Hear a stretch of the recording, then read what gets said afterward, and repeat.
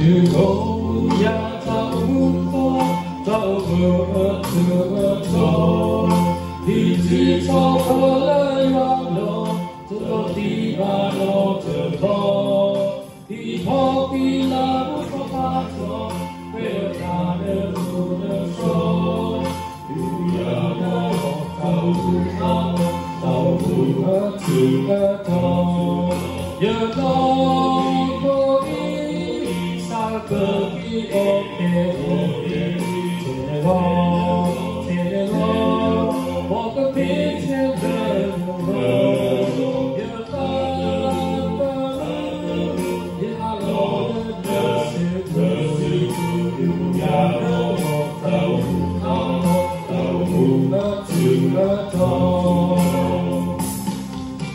Aku tidak tersedia lebih rasa terlepas hidayah, hidayah no kesal. Lalu dia tak elok, tak sesuatu sejak. Dia tahu juga tahu, dia tahu.